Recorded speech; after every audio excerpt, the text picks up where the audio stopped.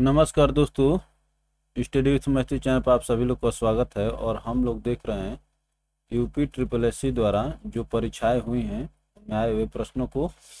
तो चलिए सीधे मुद्दे पर चलते हैं। क्वेश्चन नंबर 48 है, मर्यादा और टुडे के संपादक थे, बताइए कौन थे। तो मर्यादा और टुडे के संपादक, देखिए हम लोग थोड़ा स्पीड को मेंटेन रखेंगे, डॉक्टर संपूर्णानंद थे। ऑप्शन डी करेक्ट होगा। चलिए आगे चलते हैं। मर्यादा पत्रिका का संपादन नवंबर 1910 में इलाहाबाद वर्तमान प्रयागराज से हुआ, जिसके प्रथम संपादक पंडित मदन मोहन मालवीय के पुत्र कृष्णकांत मालवीय थे। पत्रिका को नया स्वरूप बाबू संपूर्णानंद ने प्रदान किया। यही संपूर्णानंद पूछा हुआ है। इस पत्रिका में राजनीतिक लेख छपते थे।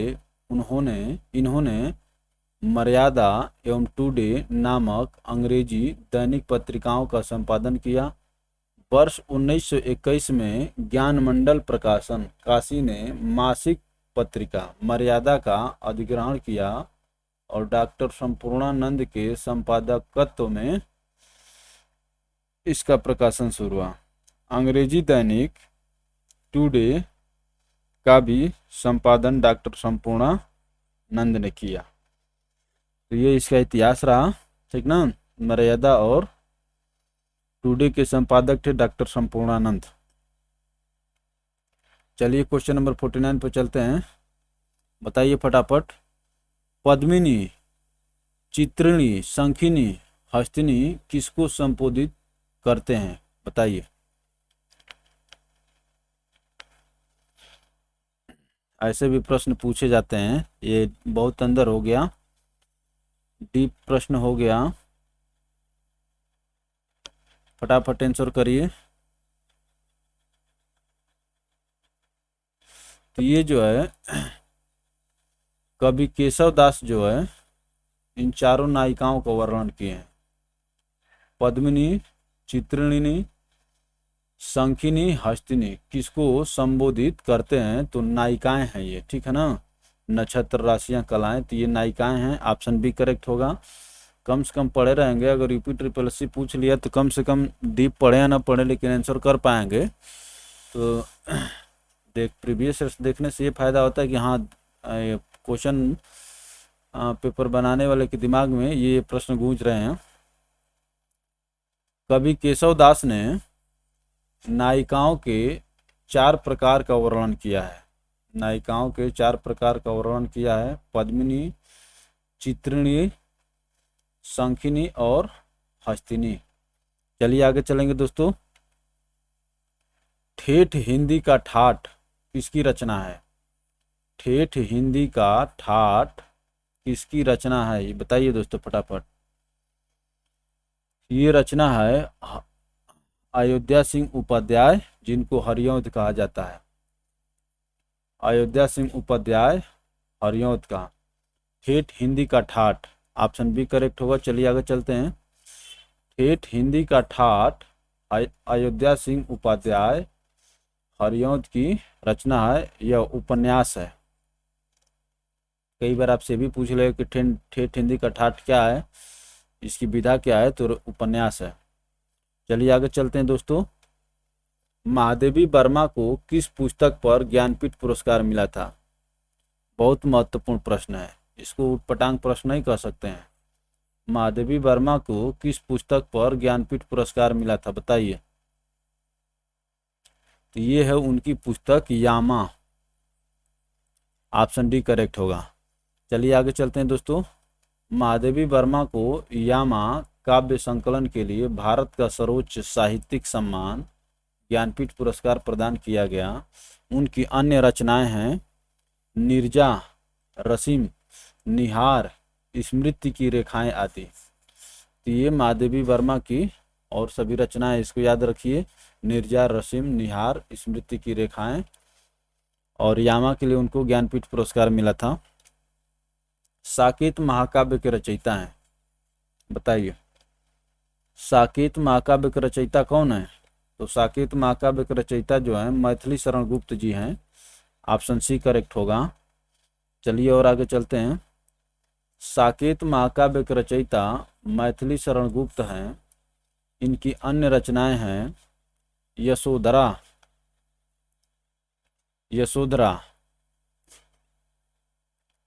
जयद्रथ वध, रंग में भंग, भारत भारती, पंचवटी आदि।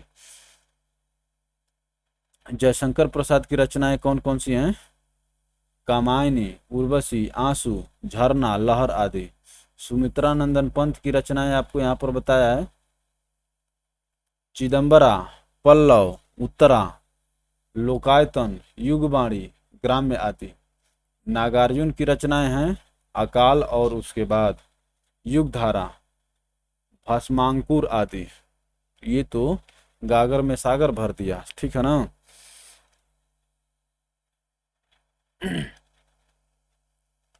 हम लोग देखिए सुमित्रा नंदन पंत, चिदंबरा, पल्लव, उत्तरा, लोकायतन, युगवाणी, ग्राम्या आदि। इसको बार बार देखेंगे तो याद होगा। ये सब चीजें बार बार देखने से याद होती हैं, ठीक है ना। तो यूट्यूब पर वीडियो पड़ जाएगी और उसको बार बार देखते रहेंगे। ये नहीं कि बस पीटी तक ही सीमित है। पीटी के बाद लेखपाल आएगा, उसमें भी यूपी ट्रिपल एससी का प्रीवियस प्रश्न देखना पड़ेगा। जितनी भी भर्ती आएंगी और किसी दूसरे एग्जाम में प्रीवियस ईयर्स प्रश्न जो है देखना चाहिए, चाहे किसी भी एग्जाम का हो। और ख़ास तौर से जिस कमीशन का एग्जाम देने जा रहे हैं, जिस आयोग का एग्जाम देने जा रहे हैं, उसके तो जरूर देखने चाहिए। द्विवेदी युगीन रचना जय भारत के रचनाकार हैं, बताइए। जय भारत के रचनाकार कौन है आपसे पूछ रहा है। तो जय भारत के रचनाकार हैं हमारे गुप्त साहब, मैथिली शरण गुप्त जी। इन्हीं को राष्ट्र कवि कहा जाता है। महात्मा गांधी इनको राष्ट्र कवि कहे थे। ये परीक्षा में पूछा हुआ था, ठीक है ना।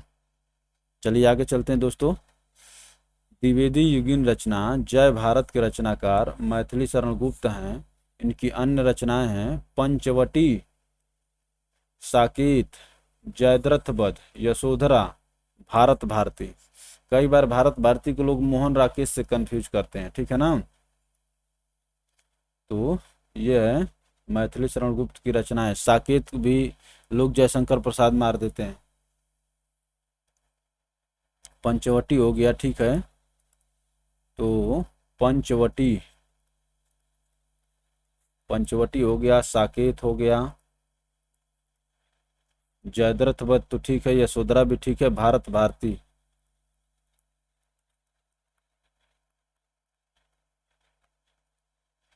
ये सब जो मैथिली शरण गुप्त जी की रचनाएं हैं। कबीर ने समाज सुधार के अंतर्गत किसका उपदेश नहीं दिया है, बताइए। आप जानते थे कि कबीर दास जो है निर्गुण काव्य, निर्गुण धारा के कवि थे और ये ईश्वर के निरंकार को मानते थे और इनकी भाषा को साधुकड़ी कहा जाता है। कबीर ने समाज सुधार के अंतर्गत किसका उपदेश नहीं दिया है, बताइए। तो जब ये निरंकार मानते थे तो मूर्ति पूजा कहाँ से करेंगे। अच्छा चलिए, मूर्ति पूजा का विरोध किए हैं तो विरोध तो ठीक है, सही है। चलिए, तो मूर्ति पूजा का विरोध करते थे, ये बात सही है। जाति प्रथा का खंडन करते थे, ये भी बात सही है। हिंदू हिंदू मुस्लिम पाखंड का खंडन, पाखंड का भी खंडन किए हैं। स्त्री पुरुष समानता की बात नहीं की है। यही आपका आंसर हो जाएगा, ऑप्शन सी, ठीक है ना। मूर्ति पूजा का विरोध, जाति प्रथा का खंडन, हिंदू मुस्लिम पाखंड का खंडन करते थे। कबीर ने समाज सुधार के अंतर्गत स्त्री पुरुष की समानता का उपदेश नहीं दिया। कबीर की रचनाओं में मूर्ति पूजा का विरोध, जाति प्रथा का खंडन, हिंदू मुस्लिम पाखंड का खंडन आदि मिलता है, ठीक है ना। तो कबीर जो है बहुत एक अच्छे श्रेणी के कवि थे और बिना किसी नियम और कानून से बंधे हुए साधुकड़ी भाषा में बोलते थे, ठीक है ना। इनकी भाषा को साधुकड़ी या पंचमेल खिचड़ी कहा जाता है। पूछता है ये, ठीक है ना। इनकी भाषा जो थी कैसी थी, पंचमेल खिचड़ी पंचमेल खिचड़ी या साधुकड़ी, या कर लीजिए, या साधुकड़ी। चलिए आगे चलते हैं दोस्तों। जायसी द्वारा रचित पद्मावत निम्न में से क्या है, बताइए। ये तो ठीक है कि पद्मावत की रचना मलिक मोहम्मद जायसी ने किया है, लेकिन पद्मावत है क्या, बताइए। तो पद्मावत को समास उक्ति, समासोक्ति की श्रेणी में रखा गया है। समासोक्ति, ऑप्शन सी करेक्ट होगा। चलिए आगे चलते हैं। जायसी द्वारा रचित पद्मावत समासोक्ति है। आचार्य रामचंद्र शुक्ल के अनुसार पद्मावत का प्रेम लौकिक तथा कथा समासोक्ति है। समासो उक्ति, पद्मावत का प्रेम लौकिक तथा कथा समासोक्ति है। चलिए आगे चलते हैं दोस्तों। हिंदी आकृति की दृष्टि से निम्न में से किस प्रकार की भाषा है, आकृति की दृष्टि से बताइए। हिंदी आकृति की दृष्टि से किस प्रकार की भाषा है। तो ये देखिए, ये सब जो हिंदी साहित्य का तैयारी करते हैं उनको, उनसे प्रश्न पूछा जाना चाहिए। लेकिन भाई कर क्या सकते हैं भाई, जो लोग टीजीटी पीटी देते हैं उस सब्जेक्ट से उनका प्रश्न है। लेकिन संश्लिष्ट योगात्मक इस श्रेणी में रखा गया है। श्लिष्ट योगात्मक, हिंदी आकृति की दृष्टि से किस प्रकार की भाषा, और देख रहे हैं जूनियर असिस्टेंट परीक्षा 2016 में पूछ लिया है। तो श्लिष्ट योगात्मक। चलिए आगे चलते हैं। कम से कम एक बार देखे रहेंगे तो सामने आएगा, तो न जानते भी ठीक हो जाएगा और सही हो जाएगा। यही हमारा उद्देश्य है, हम सभी का उद्देश्य है। आधुनिक भारतीय आर्य भाषाओं का विकास अपभ्रंशों से हुआ। 10वीं शताब्दी तक आते आते आधुनिक आर्य भाषाओं ने अपने को अपभ्रंशों से अलग कर लिया। हिंदी इन आधुनिक आर्य भाषाओं में एक प्रमुख भाषा है। वह सौर सेनी अर्धमागधी अपभ्रंशों से निकली सभी बोलियों में प्रमुख होते हुए 20वीं शताब्दी तक पहुँचते पहुँचते प्रमुख साहित्यिक भाषा बन गई। भाषाओं के आकृति मूलक वर्गीकरण के अनुसार कहा जा सकता है कि आज की हिंदी बहिर्मुखी श्लिष्ट योगात्मक भाषा है। आज की हिंदी बहिर्मुखी श्लिष्ट योगात्मक भाषा है। तो यह है इस प्रकार से। आगे चलते हैं दोस्तों। प्रेमचंद के अधूरे उपन्यास का नाम है, बताइए। प्रेमचंद इस उपन्यास को लिख रहे थे, उसी समय उनका देहांत हो गया। ये पूछता है, बहुत महत्वपूर्ण प्रश्न है। प्रेमचंद के अधूरे उपन्यास का नाम है, बताइए। तो ये है मंगलसूत्र, ऑप्शन सी करेक्ट होगा। प्रेमचंद के अधूरे उपन्यास का नाम है मंगलसूत्र। गोदान के रचयिता हैं, ये तो पूछना ही नहीं है कौन है, हमारे मुंशी साहब हैं, मुंशी प्रेमचंद जी। गोदान के रचयिता मुंशी प्रेमचंद हैं। इनके उपन्यास हैं गबन, सेवा सदन, निर्मला, कर्मभूमि, कायाकल्प आदि। इनकी प्रसिद्ध कहानियां हैं। ये तो उपन्यास हो गए ऊपर वाले, अब कहानी देख रहे हैं। ईदगाह, कफन, बड़े घर की बेटी, पूस की रात आदि, ठीक है ना। तो ये सब कहानियां हैं, ईदगाह, कफन, बड़े घर की बेटी, पूस की रात। और उपन्यास क्या है, गबन, सेवा सदन, निर्मला, कर्मभूमि, कायाकल्प आदि। और इसी में मंगलसूत्र था, ठीक ना।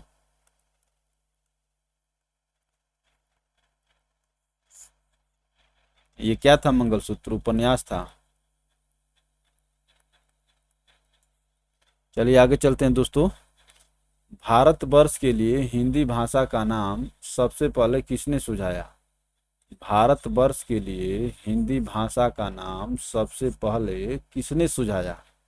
इन तीनों गोलों पर ध्यान देते हुए इस प्रश्न का उत्तर दीजिए। तो ये इसका उत्तर होगा राजा Ram Mohan Roy, option D correct होगा। भारतवर्ष के लिए हिंदी भाषा का नाम सबसे पहले किसने सुझाया? तो राजा राम मोहन राय। आगे चलते हैं। देश में राष्ट्रभाषा के प्रति जागृति सर्वप्रथम बंगाल और महाराष्ट्र में हुई। सबसे पहले ईश्वर चंद्र विद्यासागर और राजा राम मोहन राय ने हिंदी को राष्ट्रभाषा के रूप में अपनाने की बात कही थी। फिर केशव चंद्र सेन ने अपने समाचार पत्र में लिखा, हिंदी ही अखिल भारत की जातीय भाषा या राष्ट्रभाषा बनने के योग्य है। ठीक ना, ये भी पूछ ले किसने कहा है? केशव चंद्र सेन ने कहा है। ठीक ना, अपने समाचार पत्र में लिखे।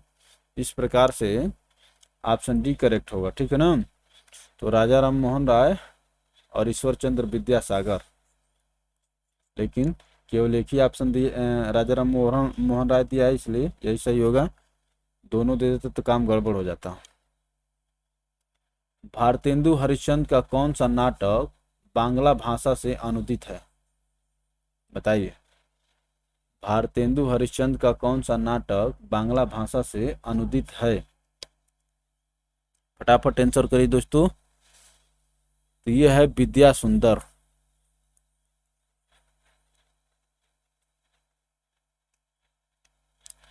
भारतेंदु हरिश्चंद्र का विद्या सुंदर नाटक बांग्ला भाषा से अनुदित है। ठीक है ना, बांग्ला भाषा से अनुदित है। चलिए आगे चलते हैं। विद्या सुंदर। मुगल बादशाह शाहजहां ने किस कवि को महाकविराय की पदवी दी थी? महाकविराय की पदवी दी थी, बताइए दोस्तों, फटाफट आंसर करिए।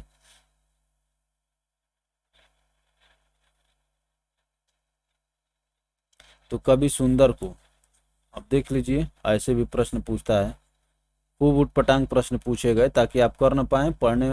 न पढ़ने वाला तो कर ही नहीं पाएगा, पढ़ने वाला भी नहीं कर पाएगा, इसमें हो जाएगा नकल वालों का फायदा। ठीक ना, तो महाकविराय की पदवी दी थी कवि सुंदर को। कवि सुंदर ग्वालियर के रहने वाले थे। चलिए आगे देखते हैं अभी इनके बारे में। सुंदर ग्वालियर के ब्राह्मण थे और शाहजहां के दरबार में कविता सुनाया करते थे। इन्हें शाहजहां ने पहले कविराय की और फिर महाकविराय की पदवी दी थी। इन्होंने सुंदर श्रृंगार नामक नायिका भेद का एक ग्रंथ लिखा। ठीक ना, सुंदर श्रृंगार नामक नायिका भेद का एक ग्रंथ लिखा।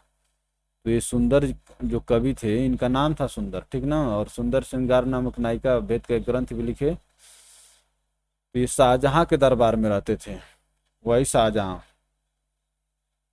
जिसने ताजमहल बनवाया था, उसकी पत्नी बेगम मुमताज महल सुंदर श्रृंगार आप पैड कर लीजिए। चलिए आगे चलते हैं दोस्तों। निम्नलिखित में से कौन ज्ञानाश्रयी शाखा के कवि हैं? बताइए। ज्ञानाश्रयी शाखा के कवि वही जो है हमारे साधुकड़ी साहब Kabir ji. Option C correct होगा। ज्ञान मार्गी शाखा के कवि हैं ये। ज्ञान मार्गी शाखा के भक्त कवि निर्गुणवादी थे। ज्ञानाश्रयी शाखा के भक्त कवि निर्गुणवादी थे। वे गुरु का बहुत सम्मान करते थे और जाति पाति के भेदों को नहीं मानते थे। इस शाखा के प्रमुख कवि हैं कबीरदास, नानक, रैदास, दादू दयाल, सुंदरदास, मलुकदास। ये सभी जो हैं ज्ञान मार्गी शाखा के कवि हैं। ठीक ना, ज्ञानाश्रयी ज्ञान मार्गी में कंफ्यूजन मत करेगा, दोनों एक ही है मने। तो कबीरदास, नानक, रैदास, दादू दयाल, सुंदरदास, मलुकदास। चलिए आगे चलते हैं दोस्तों। जयचंद्र प्रकाश नामक महाकाव्य के लेखक हैं। देख रहे हैं चकबंदी लेखक, ऐसे ही पूछा था ताकि पढ़ने वाला भी ना कर पाए। न पढ़ने वाला तो कर ही नहीं पाएगा, पढ़ने वाला भी नहीं कर पाएगा। जयचंद्र प्रकाश नामक महाकाव्य के लेखक हैं, बताइए। तो ये भट्ट केदार हैं। ऑप्शन बी करेक्ट होगा। चलिए आगे चलते हैं। जयचंद्र प्रकाश नामक महाकाव्य के लेखक भट्ट केदार हैं। चंद्रबरदाई पृथ्वीराज रासो की रचना, ये तो सभी जानते हैं, पृथ्वीराज रासो की रचना चंद्रबरदाई ने किया है। लेकिन भैया तुम जो पूछे हो ना, उसमें 100 में 99 लोग नहीं कर पाएंगे। जयचंद्र प्रकाश नामक महाकाव्य के लेखक भट्ट केदार हैं।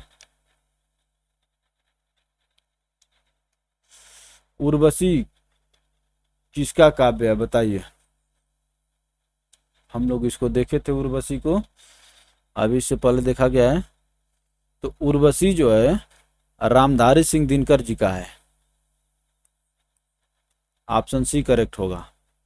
चलिए आगे चलते हैं।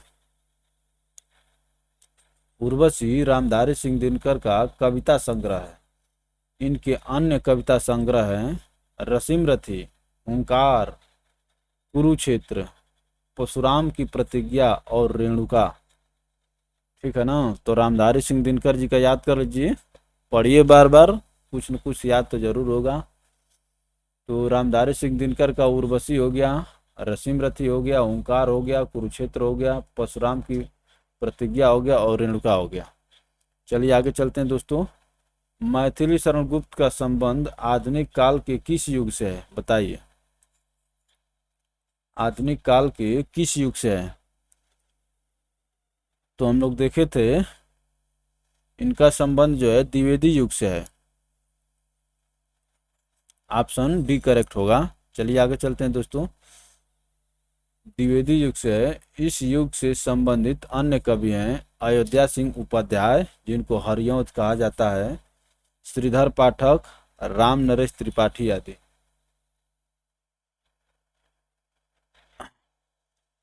मैथिली से ये जो व्याख्या दी है उसको मत ध्यान दीजिए, उतना ही पर फोकस करिए जितना आपको जरूरत है। जो चीज़ सही है उसी पर फोकस करिए ना। बार बार पढ़ेंगे तो हो सके वही चीज़ दिमाग में रहे, खरपतवार दिमाग में नहीं रहेगा। तो मैथिली शरण गुप्त का संबंध किससे है। द्विवेदी युग से। जयद्रथ वध किसकी रचना है बताइए।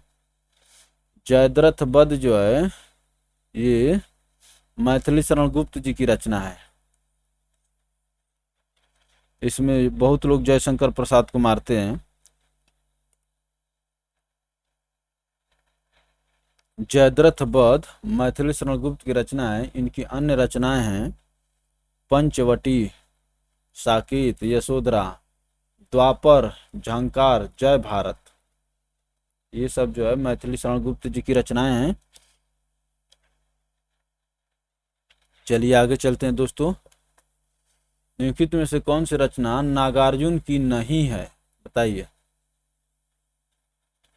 सब ऐसे ही दिया है, जो आप नहीं जानते हैं बताइए, फटाफट आंसर करिए।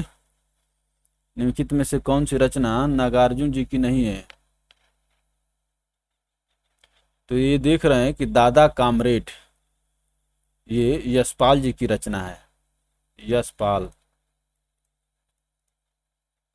जब यशपाल जी की हो गई तो नागार्जुन की कहाँ से होगी। तो नागार्जुन जी की रचना कौन सी होगी। रतिनाथ की चाची, ठीक ना। रतिनाथ की चाची, बाबा बटेश्वर नाथ, इमरतिया। ये तो बहुत अच्छा नाम रखे हैं नागार्जुन जी। रतिनाथ की चाची, बाबा बटेश्वर नाथ, इमरतिया, ये सब जो है नागार्जुन जी का रचनाएं हैं। और दादा कामरेड जो है यशपाल जी की रचना है। चलिए आगे चलते हैं दोस्तों। नागार्जुन की रचनाएं हैं रतिनाथ की चाची, बाबा बटेश्वर नाथ, इमरतिया आदि। दादा कामरेड यशपाल की रचना है। ठिठुरता हुआ गणतंत्र, इस व्यंग्य संग्रह के व्यंग्यकार कौन से हैं बताइए। ठिठुरता हुआ गणतंत्र के रचनाकार कौन हैं। तो भैया हिंदी में एक बहुत बड़े प्रसिद्ध व्यंग्यकार हुए और वो हुए हरिशंकर परसाई जी। ठीक है ना। किसी भी चीज का आलोचनात्मक बहुत जरूरी है, उसी से तो कोई चीज फिर प्योरीफाई होता है, अच्छा सुधार होता है।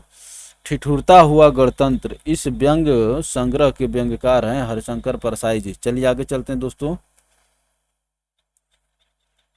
हरिशंकर परसाई हैं। इनके अन्य व्यंग्य संग्रह है, ठीक ना। वैष्णव की फिसलन, विकलांग श्रद्धा का दौर, देख रहे हैं सब व्यंग की तरह दिख रहा है। वैष्णव की फिसलन, विकलांग श्रद्धा का दौर, ठिठुरता हुआ गणतंत्र, हरिशंकर परसाई। ये भी पूछता है कि इनमें से कौन व्यंग्यकार है, ठीक ना। तो ये बहुत बड़े व्यंग्यकार थे हरिशंकर परसाई जी। सुमेलित करिए, फटाफट आंसर करिए, ठीक ना। और निर्मला जो है क्या है, उपन्यास है। निर्मला जो उपन्यास हो गया, ठीक है। चीता के फूल का है, निबंध है। और वरदान क्या है, कहानी है। भारत दुर्दशा क्या है, नाटक है। तो इस प्रकार से डी फर्स्ट एक में दिया हुआ है, आपका आंसर क्या हो जाएगा, बी वाला।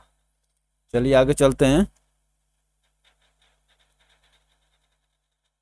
यहाँ पर देखिए, निर्मला उपन्यास, चीता के फूल निबंध, वरदान कहानी, भारत दुर्दशा नाटक है।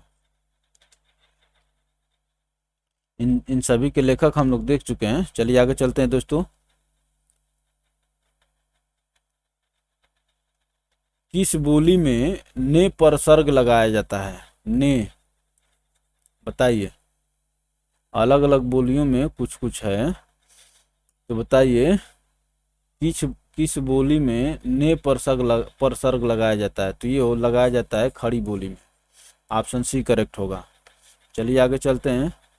पश्चिम की बोलियों में, खड़ी बोली में कर्ता कारक के लिए ने परसर्ग स्पष्ट दिखाई पड़ते हैं। बाकी की पश्चिम बोलियों में ने परसर्ग अन्य रूपों में पाया जाता है। ने परसर्ग पूर्व में, अवधि और भोजपुरी में एकदम अनुपस्थित है।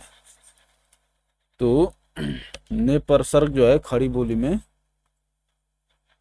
मिलता है आपको, ठीक ना, पश्चिम की बोलियों में। चलिए आगे चलते हैं। साहित्य जनता की चित्त वृत्तियों का संचित प्रतिबिंब है। यह उक्ति किसकी है, यह किसने कहा है, बताइए। साहित्य जनता की चित्त वृत्तियों का संचित प्रतिबिंब है। तो ये कहावत, ये इस लाइन को कहने वाले हैं रामचंद्र शुक्ल जी। साहित्य जनता की चित्त वृत्तियों का संचित प्रतिबिंब है, रामचंद्र शुक्ल। चलिए आगे चलते हैं दोस्तों। अपने साहित्य के इतिहास के दृष्टिकोण को इस रूप में रखा है, जबकि प्रत्येक देश का साहित्य वहाँ की जनता की चित्तवृत्तियों का संचित प्रतिबिंब होता है। तब यह निश्चित है कि जनता की चित्तवृत्ति के परिवर्तन के साथ साथ साहित्य के रूप में भी परिवर्तन होता चलता है, ठीक है ना। तो जैसे जैसे जनता में बदलाव होते हैं, उसी तरह से साहित्य में बदलाव होते हैं। जैसे आप लता मंगेशकर जी का दौर का गाना सुन लीजिए, रफ़ी कुमार के गाना सुन लीजिए, और आज के समय में वर्तमान में श्रेया घोषाल और नेहा कक्कर, इन लोग का गाना सुनेंगे आप लोग। और ये कौन सा एक है, मिल्खा सिंह, मिल्खा क्या नाम है, तो इन लोग का जो नाम सुनेंगे, सोनू निगम, ये जो अच्छे अभी जो वर्तमान के गायक हैं, तो इनमें आपको अंतर दिखाएगा। तो ये अंतर किस कारण से दिखाई दे रहा है, समाज के परिवर्तन का अंतर दिखाई दे रहा है। पहले के पहनावे का अंतर देख लीजिए। चलिए आगे चलते हैं। तो रामचंद्र शुक्ल ने कहा है कि साहित्य जो है जनता का चित्तवृत्ति का संचित प्रतिबिंब होता है। क्वेश्चन नंबर 72 का आंसर करिए। देखिए जूनियर असिस्टेंट में पूछा है, तो ये देखिए, हम राज्य लिए मरते हैं, ये मैथिली शरण गुप्त की ने कहा है। हम राज्य लिए मरते हैं, ये मैथिली शरण गुप्त ने कहा है। और बतरस लालच लाल की मुरलीधरी लुकाए, ये बिहारी जी की है। बतरस लालच लाल की मुरलीधरी लुकाए। चलिए आइए देखिए, इन दोनों से बात बन रहा है। डी टू तो केवल एक ही जगह दिया हुआ है, इसका मतलब कि ऑप्शन डी करेक्ट हो जाएगा। और सबको चलिए, तो व्याख्या में अच्छे से दिया हो, हम लोग का काम है सीखना, ठीक है ना। लाइए मिला देते हैं, A4 हो जाएगा। तुलसीदास जी क्या कह रहे हैं, तुलसीदास जी कह रहे हैं भक्त ही ज्ञान ही नहीं कुछ भेदा, ठीक ना, उभय हरहि भव संभव खेदा, ये गोस्वामी तुलसीदास जी का हैं। और ये उपमान मैले हो गए हैं, तो ये अज्ञेय जी का हो जाएगा, एक ही लोग बचे हुए हैं। आइए देखते हैं। भक्त ही ज्ञान ही नहीं कुछ भेदा, उभय हरहि भव संभव खेदा, ये किसकी है? गोस्वामी तुलसीदास ने ये कहा है। हम राज्य लिए मरते हैं, मैथिली शरण गुप्त कहे हैं। चलिए आगे चलते हैं। ये उपमान मैले हो गए हैं, जैसे बर्तन अधिक घिसने से मुलम्मा छूट जाता है, ठीक ना। ये बर्तन मैले हो गए हैं, ये उपमान मैले हो गए हैं, जैसे बर्तन अधिक घिसने से मुलम्मा छूट जाता है, ये अज्ञेय जी का है। बतरस लालच लाल की मुरली धरी लुका, ये बिहारी जी ने कहा है। तो याद कर रही तो इसमें से कुछ, ठीक है ना। तो बतरस लालच हो गए बिहारी जी, और हम राज्य लिए मरते मैथिली शरण गुप्त जी, और जैसे बर्तन अधिक घिसने से मुलम्मा छूट जाता है, अज्ञेय जी का हो गया। रामचरितमानस के रचयिता कौन है बताइए। तो ये तो सभी लोग जानते होंगे भैया, हमारे तुलसीदास जी हैं। रामचरितमानस के रचयिता तुलसीदास जी हैं। आगे चलते हैं। इनकी अन्य रचनाएं ये याद रखिए, विनय पत्रिका, परवय रामायण, रामलला नाछू आदि, ठीक है ना। इनकी अन्य रचनाएं हैं विनय पत्रिका, बरवय रामायण, रामलला नाछू आदि। चलिए आगे चलते हैं दोस्तों। मर्यादा किस युग की प्रसिद्ध पत्रिका थी? तो आज का हम लोग का पहला प्रश्न ही था कि मर्यादा और टूटे का संपादकत्व किसने किया था। तो बताइए, यहां से पूछ लिया किस युग की प्रसिद्ध पत्रिका थी। फटाफट आंसर करिए दोस्तों। तो मर्यादा जो है द्विवेदी युग की प्रसिद्ध पत्रिका थी। चलिए आगे चलते हैं। मर्यादा पत्रिका का पहला अंक 1910 में मदन मोहन मालवीय के पुत्र कृष्णकांत मालवीय के अभ्युदय कार्यालय से प्रकाशित हुआ। इसके प्रथम अंक का प्रथम लेख मर्यादा शीर्षक से पुरुषोत्तम दास टंडन ने लिखा, ठीक ना। यही है राजर्षि टंडन, जो विश्वविद्यालय देखते हैं इन्हीं के नाम पर है। द्विवेदी युग का कार्यकाल लगभग 1900 से 1920 के मध्य माना जाता है, अतः इस पत्रिका का प्रकाशन द्विवेदी युग मानना उचित होगा। तो द्विवेदी युग 1900 से 1920 तक, और 1910 में क्या हुआ है, इसका प्रकाशन हो तो इसी युग में पड़ेगा। चलिए आगे चलते हैं दोस्तों। सुमित्रा नंदन पंत को किस कृति पर ज्ञानपीठ पुरस्कार मिला था? ये भी बहुत अच्छा प्रश्न है और ये हमें याद है, ठीक है ना। बताइए, सुमित्रा नंदन पंत को किस कृति पर ज्ञानपीठ पुरस्कार मिला था? तो ये चिदम्बरा पर मिला था, और महादेवी वर्मा को यामा पर मिला था, ठीक है ना। याद रखिए, सुमित्रा नंदन पंत को चिदम्बरा, आगे चलते हैं, को अपनी कृति चिदम्बरा के लिए वर्ष 1968 में ज्ञानपीठ पुरस्कार प्राप्त हुआ था। हिंदी भाषा के लिए पुरस्कार प्राप्त करने वाले पंत जी पहले व्यक्ति थे। पंत जी पहले व्यक्ति थे जो हिंदी भाषा से बिलोंग करते थे, जिनको ज्ञानपीठ पुरस्कार मिला था, और उनकी कृति थी, रचना थी चिदम्बरा। छायावादी रचनाकार कौन है बताइए। छायावादी रचनाकार कौन है, फटाफट आंसर करिए। तो ये सुमित्रा नंदन पंत जो हैं छायावादी रचनाकार हैं। चलिए आगे चलते हैं। सुमित्रा नंद पंत छायावादी रचनाकार हैं। इस काल के अन्य रचनाकार हैं सूर्यकांत त्रिपाठी निराला और जयशंकर प्रसाद, ठीक है ना। जयशंकर प्रसाद छायावादी युग के बहुत फेमस कवि हुए। तो तो दोस्तों क्वेश्चन नंबर 76 था कि छायावादी रचनाकार, तो छायावादी रचनाकार कौन थे? सुमित्रा नंदन पंत थे।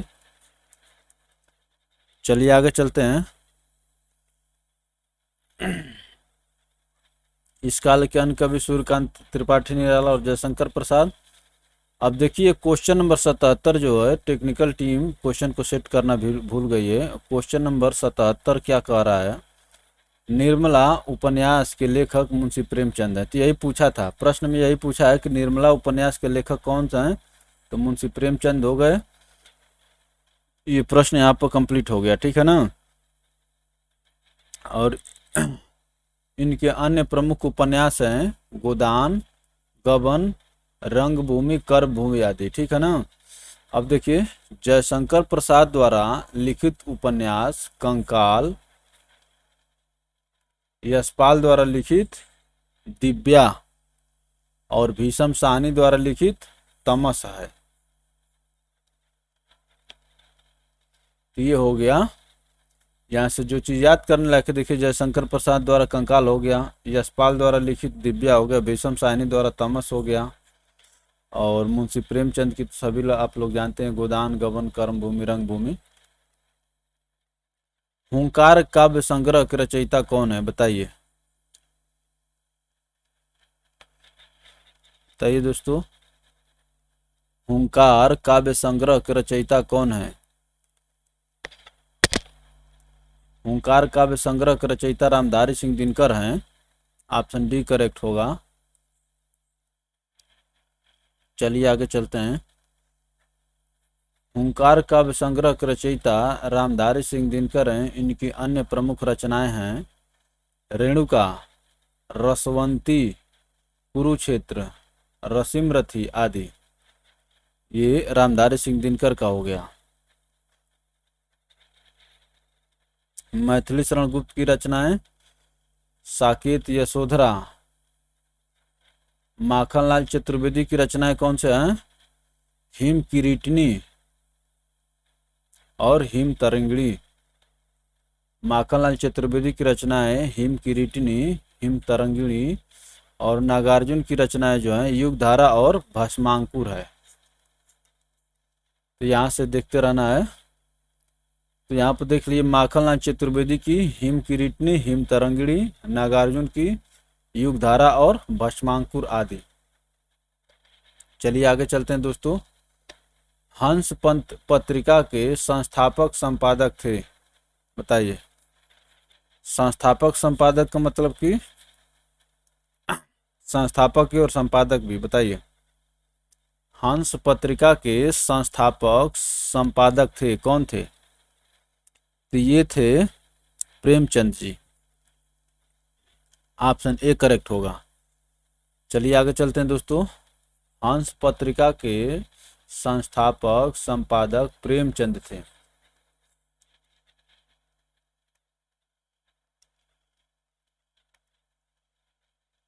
दिए गए विकल्पों में निर्गुण काव्य भक्ति की प्रमुख कवि कौन है? तो बार बार पूछ रहा है निर्गुण, बताइए।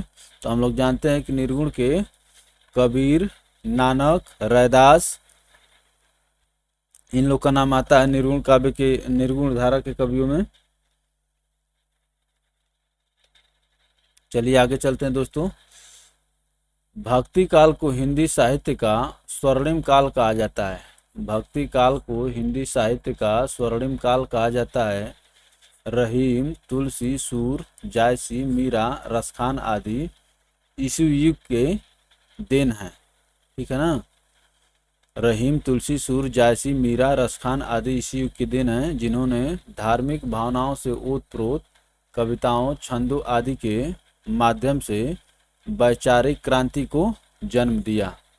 भक्ति काल को दो भागों में बांटा गया है, निर्गुण शाखा और सगुण शाखा। निर्गुण मार्गी शाखा के प्रमुख कवि कबीर, रैदास, नानक आदि थे। चलिए आगे चलते हैं दोस्तों। पृथ्वीराज रासो किस काल की रचना है? ये तो बहुत चर्चित है और सब पृथ्वीराज रासो किस काल की रचना है, बताइए दोस्तों। तो पृथ्वीराज रासो जो है आदिकाल की रचना है, जिसको वीरगाथा काल भी कहते हैं। पृथ्वीराज रासो आदिकाल की रचना है। इसके रचयिता चंद्रबरदाई हैं। यह हिंदी का प्रथम महाकाव्य माना जाता है। यह मूलतः युद्ध प्रधान काव्य है। उस समय राजाओं की प्रशंसा करते थे, इसलिए आदिकाल को वीरगाथा काल भी कहा जाता है।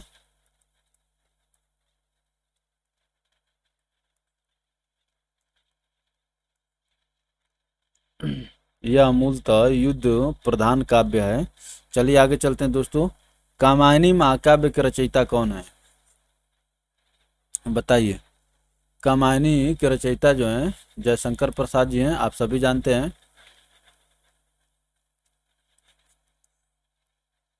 प्रेम पथिक, प्रेम पथिक, चित्राधार, प्रेम पथिक, चित्राधार, झरना, आंसू, लहर इनकी प्रमुख रचनाएं हैं। प्रेम पथिक, चित्राधार, झरना, आंसू तथा लहर इनकी प्रमुख रचनाएं हैं। अजात शत्रु, स्कंदगुप्त, चंद्रगुप्त, ध्रुव स्वामिनी, जन्मेजय का नाग यज्ञ इनके प्रमुख नाटक हैं। ठीक है ना। तो ये पूरा जयशंकर प्रसाद का ही दिया हुआ है, ठीक ना। प्रेम पथिक, चित्राधार, झरना, आंसू तथा लहर इनकी प्रमुख रचनाएं हैं। अजात शत्रु, स्कंदगुप्त, चंद्रगुप्त, ध्रुव स्वामी, जन्मेजय का नाग यज्ञ इनके प्रमुख नाटक हैं। चलिए आगे चलते हैं दोस्तों। बेमेल को छांटिए। तो ये बेमेल देख करके समझ में आ जा रहा कि किसका है, बताइए, फटाफट आंसर करिए। तो बाकी जो है देखिए, ये तीनों जो है प्रेमचंद जी हैं, और चंद्रकांता के कौन है, देवकी नंदन खत्री। देवकी नंदन खत्री। चलिए आगे चलते हैं। ऑप्शन सी आपका आंसर होगा। चंद्रकांता देवकी नंदन खत्री द्वारा लिखित उपन्यास है, जबकि सेवा सदन, निर्मला गोदान मुंशी प्रेमचंद्र द्वारा लिखित उपन्यास है। कामायनी के रचनाकार कौन है, बताइए दोस्तों, फटाफट आंसर करिए। तो कामायनी के रचनाकार हो गए Jaishankar Prasad. Option D correct होगा। चलिए आगे चलते हैं। कानन कुसुम, देखिए एक नया निकल के आया जयशंकर प्रसाद का। आंसू लहर झरना तो हम लोग जान ही रहे थे, लेकिन कानन कुसुम भी इनकी रचना है। रचना वाला टॉपिक टिपिकल हो जाता है, ठीक है ना। रचना पर्यायवाची, कानन कुसुम। चलिए आगे चलते हैं। भोर का तारा एकांकी के लेखक कौन है, भोर का तारा।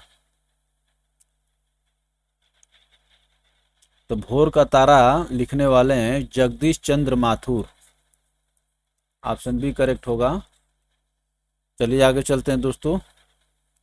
भोर का तारा एकांकी के लेखक जगदीश चंद्र माथुर हैं। इनकी अन्य रचनाएं हैं कोणार्क, ओ मेरे सपने, शारदिया, 10 तस्वीरें, पहला राजा आदि। भोर का तारा एकांकी के लेखक जगदीश चंद्र माथुर हैं। इनकी अन्य रचनाएं हैं कोणार्क, ओ मेरे सपने, शारदिया, 10 तस्वीरें, पहला राजा आदि। चलिए आगे चलते हैं दोस्तों। राम वृक्ष बेनीपुरी की रचना माटी की मूर्तें किस साहित्यिक विधा से संबंधित है, बताइए। तो माटी की मूर्ति जो है ये रेखा चित्र है। ऑप्शन ए करेक्ट होगा। माटी की मूर्तें रेखा चित्र साहित्यिक विधा से संबंधित है। रेखा चित्र से संबंधित अन्य रचनाएं महादेवी वर्मा के अतीत के चलचित्र, स्मृति की रेखाएं आदि हैं। अतीत के चलचित्र और स्मृति की रेखाएं ये महादेवी वर्मा के रेखा चित्र हैं। और राम वृक्ष बिन पूरी माटी की मूर्तें। आधे अधूरे किस विधा की रचना है? बताइए। पहले तो आधे अधूरे का लेखक का नाम बता दीजिए। आधे अधूरे के लेखक हैं मोहन राकेश जी।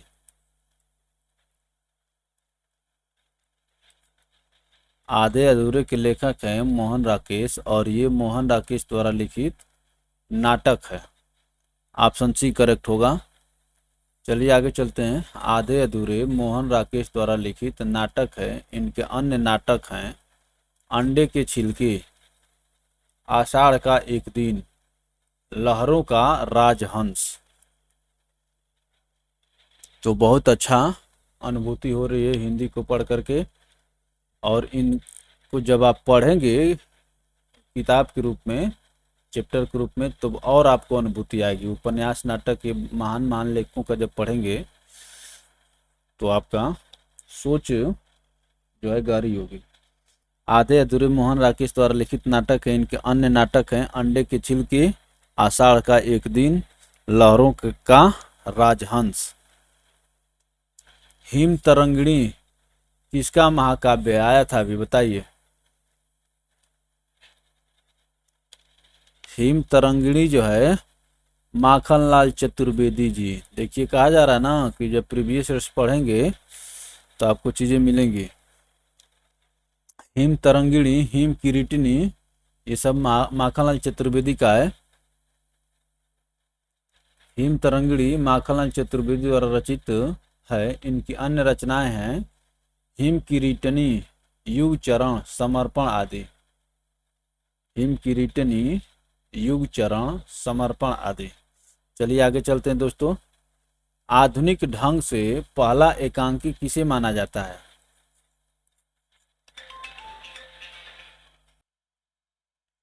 चलिए दोस्तों, आधुनिक ढंग से पहला एकांकी किसे माना जाता है बताइए फटाफट। आंसर करिए क्वेश्चन नंबर 89 का। तो बादल की मृत्यु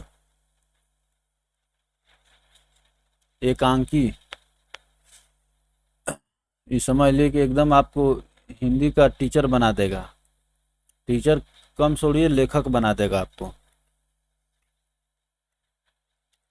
कुछ आलोचक डॉक्टर राम कुमार वर्मा की एकांकी रचना बादल की मृत्यु को हिंदी का प्रथम एकांकी मानते हैं। डॉक्टर राम कुमार वर्मा बादल की मृत्यु को हिंदी की प्रथम एकांकी मानते हैं। चलिए आगे चलते हैं दोस्तों। केशव दास द्वारा रचित आध्यात्मिक ग्रंथ का नाम क्या था? रचित आध्यात्मिक ग्रंथ का नाम क्या था बताइए फटाफट आंसर करिए। ये था विज्ञान गीता। ऑप्शन बी करेक्ट होगा। चलिए आगे चलते हैं।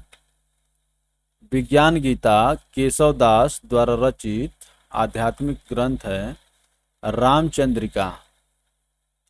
रामचंद्रिका, कवि प्रिय, रसिक प्रिय। रामचंद्रिका, कवि प्रिया, रसिक प्रिया आदि केशव चंद्र के अन्य उपन्यास हैं। तो देखिए रामचंद्रिका कई बार लोग तुलसीदास पर चले जाते हैं, ठीक ना। तो विज्ञान गीता केशव द्वारा रचित आध्यात्मिक ग्रंथ है, ठीक ना। रामचंद्रिका, कवि प्रिया, रसिक प्रिया आदि केशव की अन्य रचनाएं हैं। ज्ञानदीप किसकी रचना है बताइए। ज्ञानदीप किसकी रचना है?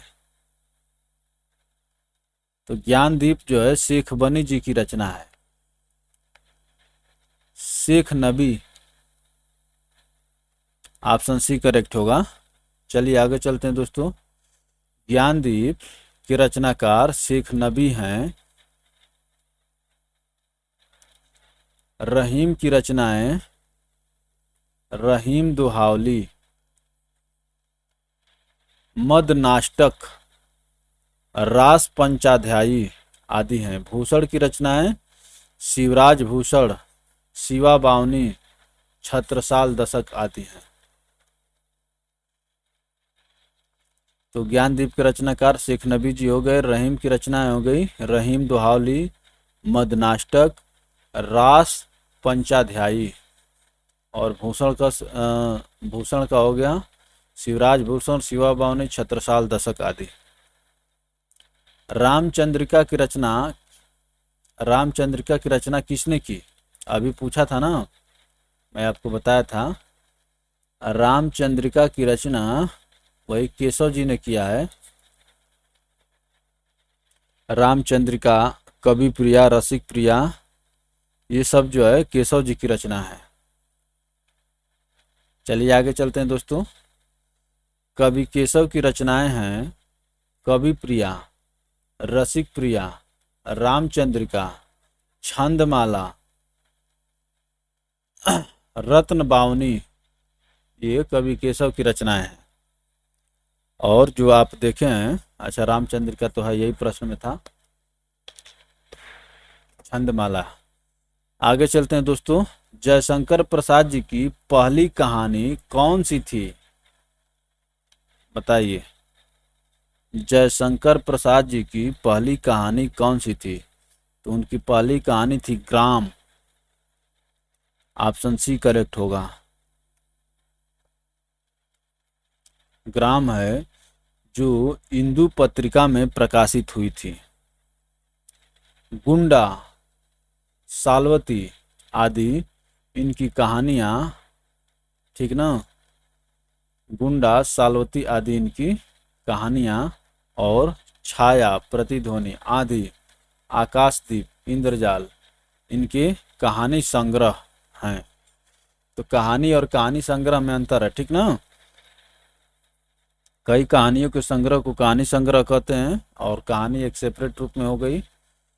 तो ग्राम, गुंडा, सालवती इनकी कहानी है, और छाया, प्रतिध्वनि आदि, आकाशदीप, इंद्रजाल इनके कहानी संग्रह हैं।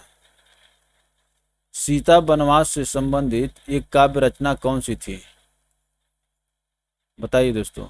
सीता वनवास से संबंधित एक काव्य रचना कौन सी थी? सीता वनवास से संबंधित काव्य रचना है प्रवाद पर्व। ऑप्शन डी करेक्ट होगा। प्रवाद पर्व। प्रवाद पर्व सीता वनवास से संबंधित एक काव्य रचना है। इसके रचनाकार नरेश मेहता हैं।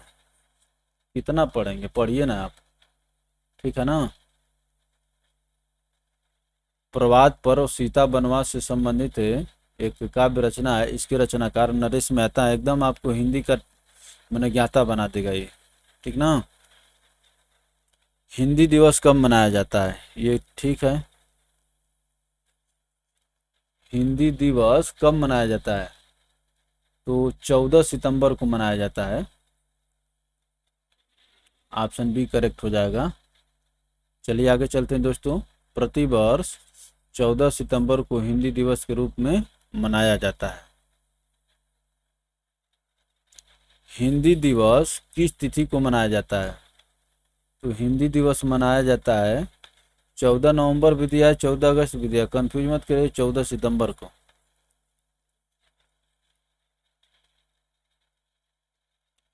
यहाँ पर देखिए 45 सितंबर भी दिया हुआ है, ठीक है ना। तो 14 सितंबर न, तो 45 सितंबर पर न मार दीजिएगा। तो 14 सितंबर जो है, वैसे इसको लिखने का अधिकार है, उससे कोई मतलब नहीं हो आपको भरमाने के लिए कुछ भी लिखे, लेकिन सही उत्तर विकल्प में होना चाहिए। निम्नलिखित में किशोरी लाल गोस्वामी रचित कहानी कौन सी है? बताइए। किशोरी लाल गोस्वामी द्वारा रचित कहानी कौन सी है? तो किशोरी लाल गोस्वामी जो हैं इंदुमती के रचनाकार हैं।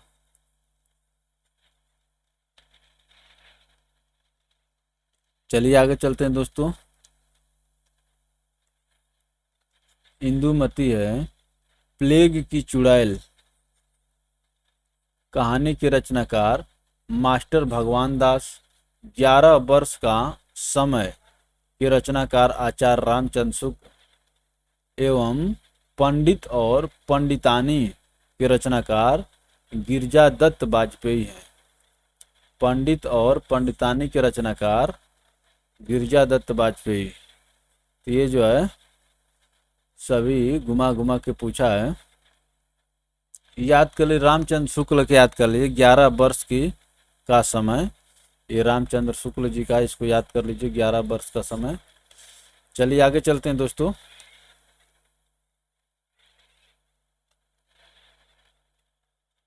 वर्ष 2016 का साहित्य अकादमी पुरस्कार किस रचनाकार को दिया गया? 19 में प्रश्न पूछ रहा है 2016 का, तो ये है कि थोड़ा लेट दिया गया था इसलिए पूछा है आपसे। वर्ष 2016 का साहित्य अकादमी पुरस्कार किस रचनाकार को दिया गया? तो ये जो है नासिरा शर्मा जी को दिया गया था। ऑप्शन डी करेक्ट होगा।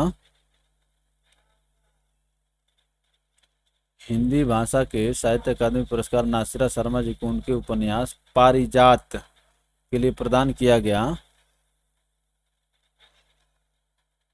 हम लोग देखते हैं यहाँ पर वर्ष 2019 का हिंदी भाषा के साहित्य अकादमी पुरस्कार नंद किशोर आचार्य को उनकी रचना छीलते हुए अपने को प्रदान किया गया। लेटेस्ट याद रखिए, वर्ष 2019 का हिंदी भाषा के लिए साहित्य अकादमी पुरस्कार नंद किशोर आचार्य को उनकी रचना छीलते हुए अपने को के लिए प्रदान किया गया। तो चलिए दोस्तों, आपकी स्क्रीन रेड हो गई, इसका मतलब कि खेला ख़त्म हो गया। और आज के लिए इतना ही, अब हम लोग मिलेंगे दूसरे वीडियो में। तो दोस्तों, अंत में आप सबसे कहना है कि आपका लाइक और सब्सक्राइब ही मेरे टीम को और मुझे मोटिवेशन का काम करता है। तो वीडियो अच्छा लगे तो वीडियो को लाइक करके शेयर करें ताकि आपके दूसरे मित्र तक भी पहुंचे, और चैनल को सब्सक्राइब करके घंटी के आइकन को प्रेस करें ताकि आपको हर एक वीडियो का नोटिफिकेशन मिलता रहे। आप सभी को पुनः धन्यवाद।